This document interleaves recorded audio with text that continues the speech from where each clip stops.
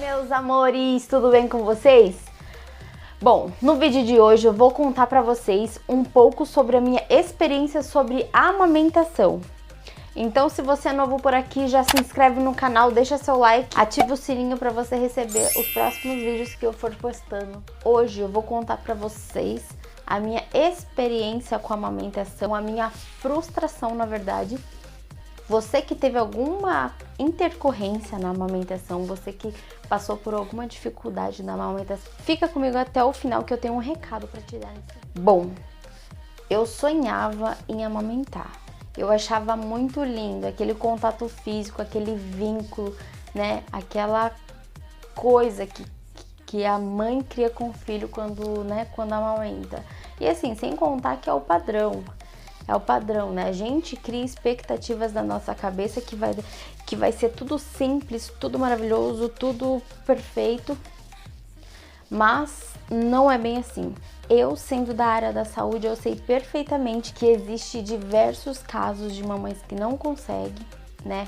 Por vários motivos. Quando a gente engravida, a gente cria na nossa cabeça que vai ser simples. Que o bebê vai nascer, o leite vai descer, a gente vai pôr ele na teta, dar de mamar e já era, acabou.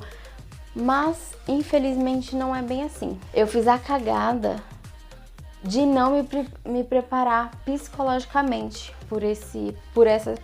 para passar por essa situação. Eu acho que a gente precisa se preparar. Se você puder amamentar, se você não puder ir para fórmula, a gente precisa estar preparado, a gente precisa de um plano B. Sem contar que eu pensava assim, é claro que isso não vai acontecer comigo. Isso daí acontece só com os outros, comigo. E aí foi que o Luca nasceu, ele nasceu numa sexta-feira, à noitinha. E aí a gente já tentou colocar ele no peito, porém ele não acordava pra nada. Não acordava. Quando a gente tá internado no hospital, a gente sabe que é aquela loucura. A cada 15 minutos é alguém, né, entrando no quarto pra estimular o bebê a mamar. Aí eles vinham, tentavam acordar ele, tirava a roupa dele e tentava pôr ele no peito e ele não acordava. Ele acordava, na verdade, assim, tentava pegar e não pegava. E assim foi desde sexta e sábado o dia inteirinho, né, acontecendo a mesma coisa. As meninas vinham o tempo inteiro para tentar estimular ele a mamar. E ele não acordava, ele não mamava, ele não pegava. E eu comecei a ficar muito brava, né, com essa situação, porque assim, eu falava para as meninas lá assim, quer dizer então que se ele não mamar, ele vai ficar com fome, vocês não vão oferecer leite nenhum pro menino, né, ele não tá mamando no peito, tem que ter alguma outra forma, né, de alimentar ele. Mas aí teve um médico que veio passar visita, né, pra me examinar, pra olhar o bebê e tal. E eu questionei com ele essa parte, né, porque ele não pegava no peito, ele mal acordava. Eu falei, e aí? O bebê vai ficar com fome, né? Como que vai ser? Aí ele me falou que quando o bebê nasce, eles têm 24 horas de reserva da placenta. Ou seja, então eles podem ficar esse tempo, durante essas 24 horas, eles podem sim ficar só dormindo, sem querer mamar, sem acordar. Aí eu fiquei mais tranquila. Porém, mas e aí, quando chegou por volta dessas 24 horas que ele já tinha, que ele não mamava, eles resolveram fazer um teste de glicemia nele, que ele estava com a glicemia já no limite. Já estava, digamos, abaixando a glicemia nele por falta no caso de mamar. E aí, após esse exame que eles detectaram que ele precisava mamar, eles começaram no hospital dar 20 ml de leite no copinho para ele a cada 3 horas, mas isso já era, digamos, na madrugada de domingo. Eu tive alta no domingo à noite, a gente já passou na farmácia, a gente já comprou bico de silicone, né, se fosse o caso. Nós compramos uma lata de leite para ele já. A gente comprou um esgotador, né, se caso fosse o caso de ter que esgotar leite para dar na mamadeira para ele. E aí a gente chegou em casa, após tudo isso, a gente continuou naquela saga de tentar pôr ele no peito, né, mesmo com bico de silicone, tentava colocar ele no peito, ele ficava nervoso, ele me empurrava e ele não pegava de jeito nenhum. E nós sabemos que o nosso corpo ele é uma fábrica de leite. Então, para estimular leite envolve vários fatores. Além do bebê digamos, ter que mamar para, né, estimular a produção de leite, envolve muita coisa, como por exemplo, manter a calma, ingerir bastante líquido, dormir bem, estar calma, não ter estresse.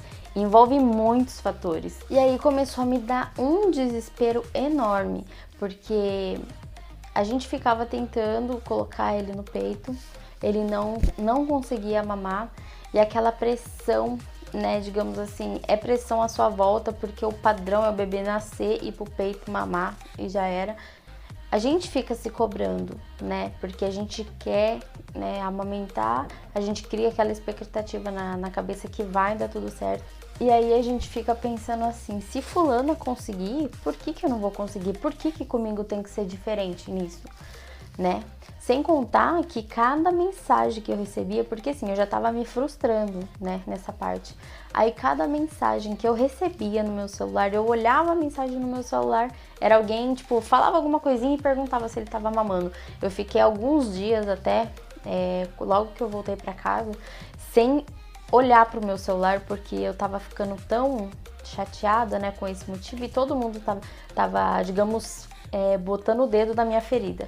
E eu comecei a ficar desesperada. E eu fiquei assim, me sentindo uma inútil, uma tremenda inútil. Eu falava, nossa, eu não presto nem pra amamentar o meu filho. E aconteceu que todos aqueles fatores que a gente precisa ter pra produção de leite, comigo começou a acontecer tudo ao contrário.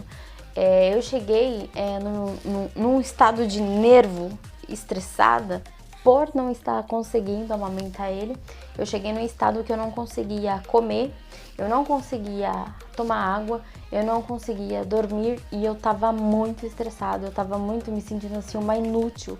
Eu não conseguia dormir, eu ficava só pensando nisso, eu tava assim num estado de nervo extremo. E aí foi que eu comecei a ficar muito nervosa, comecei a ficar eu só tinha vontade de chorar. Não podia olhar pra mim que eu queria chorar. E sendo que o meu estresse era muito assim, muito cansaço, porque eu numa quinta-feira anterior eu já não dormi, né, eu passei muito mal a noite toda, ganhei ele na sexta, daí no hospital a gente sabe que é aquela loucura, você não descansa. Saí do hospital no domingo, na terça noite eu tava ainda nessa situação que eu não dormia, eu não comia, eu tava muito estressada. Na terça-feira à noite ele começou a chorar desesperadamente e depois que a gente veio pra casa, a gente manteve, né, os 20 ml de leite, porque a gente não teve orientação nenhuma dos médicos, né, do que fazer, porque a princípio, né, na nossa cabeça ele ia mamar no peito e já era. Mas ele ficou, né, a gente tentava no peito, não dava no peito, a gente dava fórmula pra ele. E na terça-feira de noite ele começou a chorar desesperadamente, a gente não sabia o que fazer. A gente pensou assim, ele acabou de mamar, né, porque bebê chora só quando tem algum tipo de desconforto. Ele acabou de mamar, então o que ele quer? E aí a minha sogra chamou uma pediatra que é amiga do meu marido de infância, né, contou mais ou menos o que estava acontecendo. E a pediatra falou pra gente que a gente deveria dar pra ele no mínimo 80 ml de leite, porque 20 ml era muito pouco, gente. Sinceramente, eu tenho vergonha de falar isso, porque a gente, na verdade, é pai e mãe de primeira viagem, a gente não sabe, né, que a quantidade que o bebê vai mamar, ainda mais na mamadeira, né? Se fosse no peito, botava ele no peito e já era, mas como ele não tava pegando, como que a gente ia saber? E então foi isso, a gente deixou o menino passar fome. E aí aconteceu que a gente lascou uma mamadeira nele de 80 ml, o menino acabou a crise, não chorou mais, e assim foi. A cada 3 horas a gente dava uma mamadeira pra ele e ele não chorava, ó.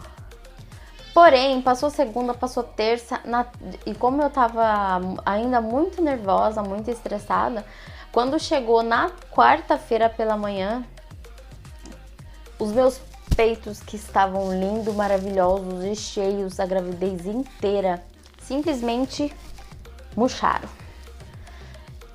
Eu olhava assim, eu não acreditava, porque foi de um dia pro outro, sumiu. Simplesmente o peito já era. No dia da minha alta no hospital, durante o dia eles fizeram vários testes, né? Tem aqueles testezinhos que faz no recém-nascido, que é o teste da orelhinha, do olhinho e da língua. E uma fono falou pra mim assim que... Na verdade, ela falou assim que ele tinha uma ligazinha na língua, né? E colocou na carteirinha que o médico o pediatra devia reavaliar. Quando a gente passou 13 dias, ele estava com 13 dias, a gente levou ele no pediatra e realmente a pediatra constatou que ele tinha o freno na língua, aquela língua presa, ele tinha a língua curtinha e provavelmente era por esse motivo que ele não estava mamando. E eles não me orientaram isso no hospital, que isso poderia impedir dele mamar. Então, nesse dia mesmo, eles pegaram e fizeram o picotinho. Então, para quem precisar, né, um dia passar por esse processo de precisar cortar esse freno da língua, gente, é muito simples. A gente foi no consultório mesmo, eles colocaram um anestésico debaixo da linguinha dele, pegaram uma tesourinha e cortaram. E é muito simples, sangrou um pouquinho na hora, só que daí, bem muito pouquinho na hora, assim, a gente ficou segurando uma gaze debaixo da língua dele. Foi muito simples, muito tranquilo. E até o médico falou que quando acontece esse tipo de coisa, quanto antes fazer, melhor, né? Tipo, menos o bebê sofre. Mas aí, gente, a gente continuou, mesmo a gente tentando ele colocar ele no peito, ele não pegando, né? A gente dava mamadeira pra ele. E aí foi que nessa saga, e eu tentei de muitas formas, não tendo mais leite, eu fui na pediatra dele, ela me receitou um remédio, né, para estimular leite, para ver se eu conseguia produzir leite mais, mas mesmo assim eu tomei remédio e tentava colocar ele no peito. E assim, o bebê quando tá na mamadeira, para ele é muito mais cômodo, ele já estava acostumado na mamadeira. Então para ele é cômodo, que é mais fácil. E mamar no peito, ele é um pouco mais difícil, porque o bebê precisa de um certo esforço e tem a forma certa do bebê mamar. E eu fiquei muito frustrada por isso. E aí eu vi que não tava dando certo, eu vi que ele ficava nervoso, eu vi que tava me fazendo mal. E eu, com a minha mãe e com meu marido, eu resolvi. A gente entrou num consenso e pensamos assim, não é porque ele vai pra fórmula que ele não vai crescer, que ele não vai se desenvolver, que ele não vai ter imunidade e que eu vou ser menos mãe por isso. Então a gente resolveu desistir, né, de colocar ele no peito e ele foi pra fórmula. E isso é uma coisa muito pesada pra gente, porque assim, uma pessoa que passa por digamos, uma cesariana e até o pós-parto mesmo, porque o puerpério da gente, aquela queda hormonal brusca que a gente tem depois do parto, é muito pesado pra mulher, né? Mas isso vai ser um assunto pra um outro vídeo, porque eu passei por um processo no pós-parto que eu quase entrei em depressão por esse motivo. E na verdade, o que eu tava mais me cobrando, porque assim, eu tinha uma paranoia na minha cabeça, porque eu achava que se eu não amamentasse ele, eu não ia ter um vínculo com meu filho, assim, daqueles que eu achava lindo em outras pessoas. Eu achava, assim, que ele não ia me diferenciar como mãe, por eu não estar, né, não amamentar ele. E aquilo tava me fazendo mal, tava me corroendo por dentro, a gente resolveu desistir. E resumindo, gente, ele foi amamentado exclusivamente na fórmula. Então, gente, eu queria deixar uma mensagem aqui pra você que passou por esse episódio, tá passando, ou se não, se um dia, né, você acabar passando por isso. Se acontecer por algum motivo você não conseguir amamentar, tá tudo bem. Gente, tá tudo bem, porque assim, hoje em dia a gente tem muitos recursos, né? Graças a Deus a gente tem aonde recorrer. Então não se cobre tanto por isso, não ache que porque você não amamentou você vai ser menos mãe, que teu filho vai te amar menos por esse motivo. E outra coisa, é uma coisa normal. Eu não vou ser a única pessoa que vou passar por isso e vai ter muita gente que vai passar pela mesma situação. Então, coloca na sua cabeça que é normal, se o bebê precisou ir para mamadeira e para fórmula, tá tudo ótimo. E hoje eu posso falar para vocês que ele se adaptou muito bem no leite. Eu não tenho o que reclamar, ele sempre dormiu bem desde o início, desde quando ele nasceu. Só durante 20 dias ele mamava de 3 em 3 horas, depois ele começou a dormir a noite inteira. E mais uma coisa, a gente precisa estar bem para cuidar do bebê. Então a gente cria uma expectativa na nossa cabeça. E se não acontecer, prepara o seu psicológico caso você não consiga amamentar. No meu caso, foi bom pra mim e foi bom pra ele, porque eu não tava bem. E, gente, é normal, completamente normal, não se cobre, não se culpe. E mais uma coisa, coloca na sua cabeça que é uma fase. Gente, na maternidade passa tão rápido, é somente uma fase e vai passar. Então, fica a dica. O que importa é o seu bebê tá bem, é você tá bem. O que importa é ele tá se desenvolvendo, é ele tá crescendo, é ele tá feliz, ele tá saudável. Porque a gente precisa, né, estar bem para cuidar de um bebê. Então, gente, essa foi a minha experiência com a amamentação. Infelizmente, não consegui, mas também agora, hoje eu entendo que fazer o quê?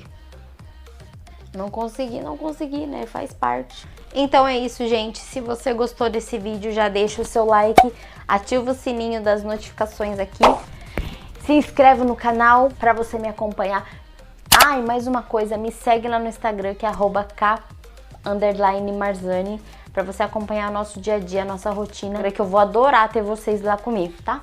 Um beijo no coração de vocês e até o próximo vídeo.